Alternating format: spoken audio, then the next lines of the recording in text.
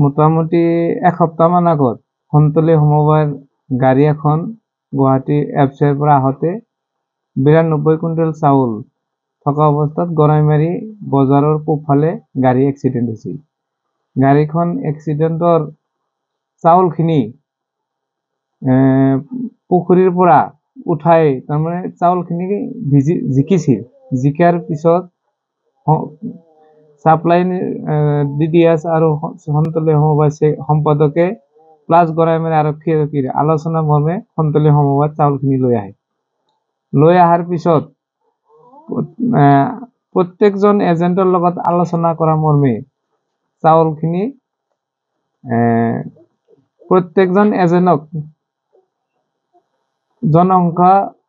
জনসংখ্যা হিচাপে কাৰ কিমান ভাগত পৰে সেই চাউলখিনি দি দিছে।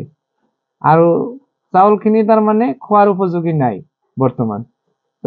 নথকাৰ কাৰণে আমি প্ৰত্যেকজন এজেণ্টে চাউলখিনি এক্সট্ৰা ৰাখি প্ৰত্যেকজন গ্ৰাহকক 1 কেজি 1.5 কেজি এনেকৈ দি আছোঁ।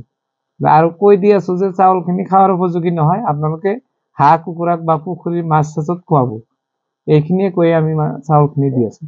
আৰু সম্পাদকক আমি সুধিছিলোঁ, সম্পাদকে কৈছে যে এই চাউল ঘূৰাই পোৱা নাযায়, গতিকে তোমালোকে মিলাই লৈ লোৱা।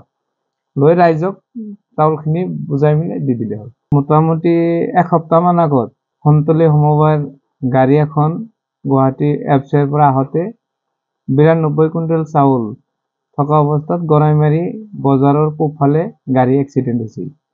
গাড়ীখন এক্সিডেণ্টৰ চাউলখিনি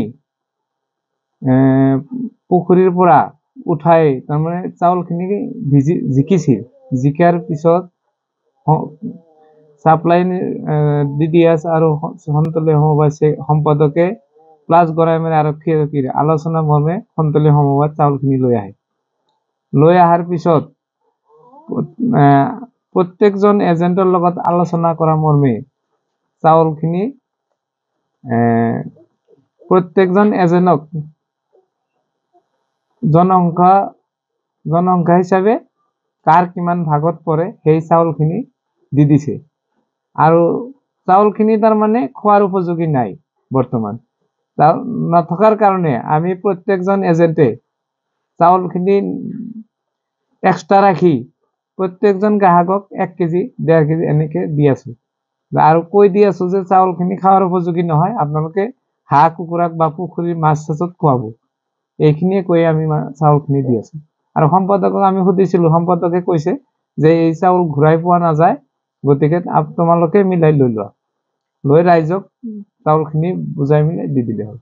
যিকোনো খবৰৰ বাবে যোগাযোগ কৰক 7099017330 অথবা 70990173